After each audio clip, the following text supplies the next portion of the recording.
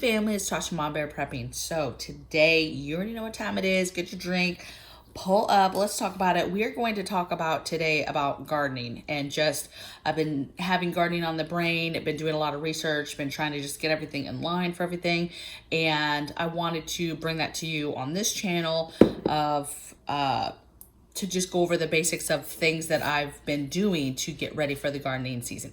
And what I think is unique about what I'm going to tell you is, if you've been watching me for a while, you know that last year in California was my first time gardening ever. I had a bunch of containers that I did. I started seeds inside just randomly. I just picked whatever random cups. I just threw some seeds in them with some dirt. I got some lights, and I just, watered them and hoped that they would come through, and they did, and it worked, right? And so I think what's unique about, and then from there I transplanted, and I just had like a patio garden basically on our apartment patio, right? All types of containers. And that worked out for the most part. I was pretty successful. However, I made all types of mistakes. And this year I'm way more organized, and I'm way more on top of my game in regards to researching and really preparing properly. Now, gardening too, if you know, literally you could just put a seed in some dirt and see if it will grow, right? You can literally grow from scratch. It's so easy to grow, but it's so hard to really fine tune because there's so many things that you can make mistakes. Like one major mistake I made last year is I just went through my seeds, and I just picked seeds of different foods that we ate, and I just was growing everything. And I didn't even know there was a difference between like warm weather crops and cold weather crops and I knew there was like a time frame of when you were supposed to plant seeds, but I think I just generally thought, oh, that's springtime, you plant seeds in the springtime and you just plant whatever and you just go. And I didn't realize this was actually cold weather crops that you actually would not start until like August, September, that type of time frame going into your fall, winter. So you guys, I'm just still very, very new to this, but I wanted to go through some things that I'm doing to be more organized in regards to gardening specifically. I know some people are going to be like, this is a boring video, but I think it's important because those of you that want to know about it will appreciate it. So some stuff that I thought was important this year that I'm doing this year is buying seed organizers. So basically a way to organize my seeds. There's several different ways that I've seen people keep seeds, right? But there's some great containers that you can find at Hobby Lobby that are perfect for keeping your seeds. And the way I'm going to be doing mine is I'm going to get several different containers, and I'm going to do them, hey, warm weather seeds together, cold weather seeds together. I'm probably going to keep herbs separate, and then maybe have another one for perennials, that type of thing, okay? So seed organizer, I think, is a must. You have to do it. Until then, last year, I just had my seeds all together. I had them in different drawers. I had some of them vac sealed. I had some of them in the fridge. I just have seeds everywhere, you guys. It's just not organized at all. And it's surprising because I'm organized in a lot of ways, but my seed game was trash. Next thing that I'm doing, that I've been doing, is researching. So I took some notes so you can understand the stuff I've been researching. So I've been, first thing was when we got here, researching what exact growing zone. So there's zones across the United States, growing zones. And that's much easier when you're trying to figure out what you can grow in your area, what will make it, what time of year to plant things. All this stuff matters on where you live, right? What's the climate, the weather, where you live.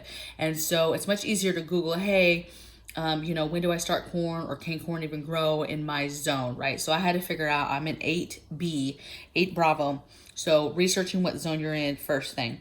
Then I started researching basic stuff. What's the last frost for this area? For us, it's like August. It's like April 8th. Best grow here, best month. I said best grow here. Oh, basically researching which crops grow well here in this zone specifically. Hey, these are the top crops that grow effortlessly, let's say, in this area, no matter what.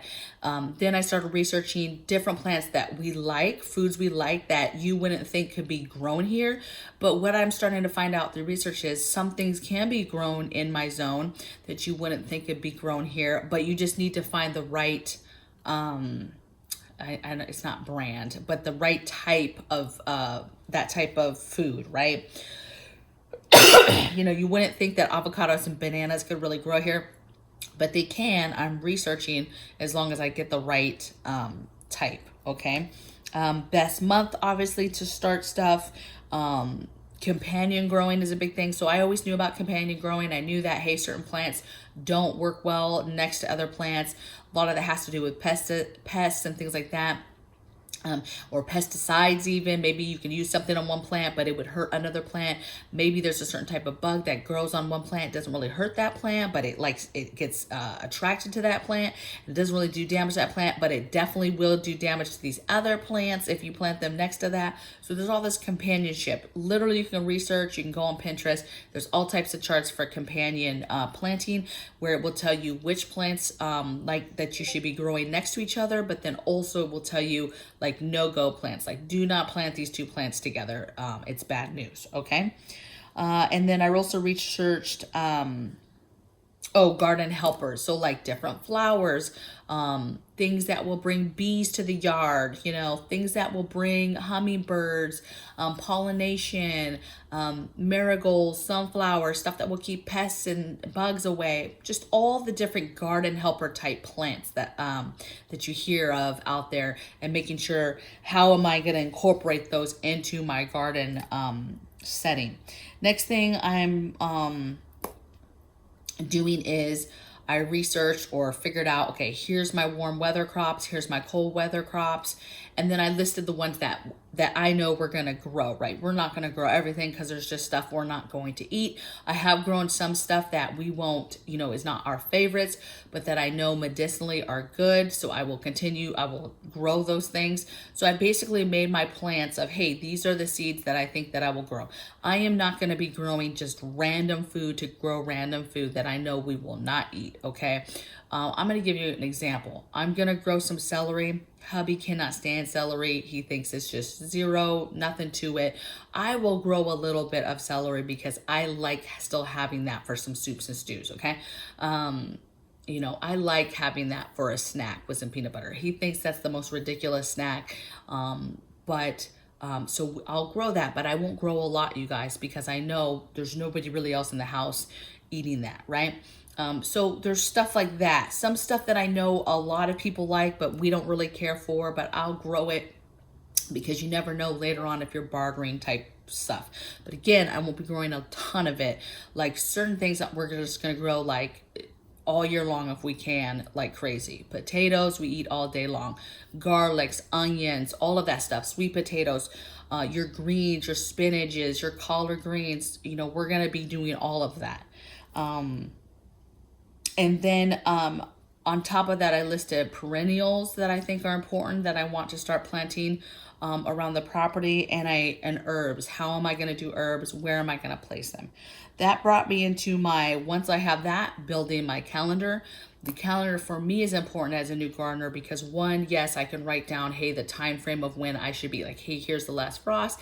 This is when I should be transplanting. But then I can also write additionally for each of those crops when ideally I should be starting to get food from them.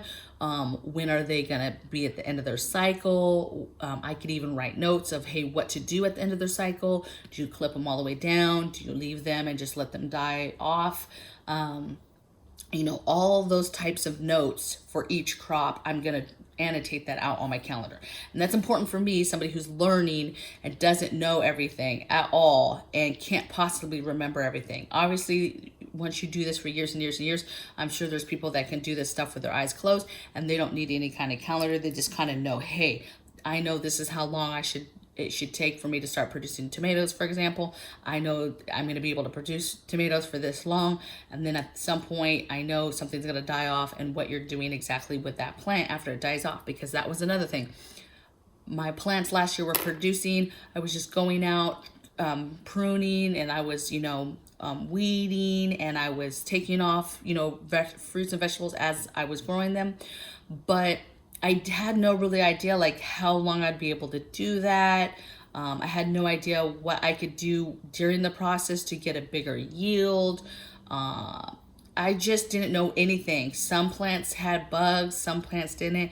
The ones that were getting eaten, I didn't know what to do. I didn't even know what type of bug. So there's a lot to be learned, okay? But you can put that stuff on your notes and having a calendar.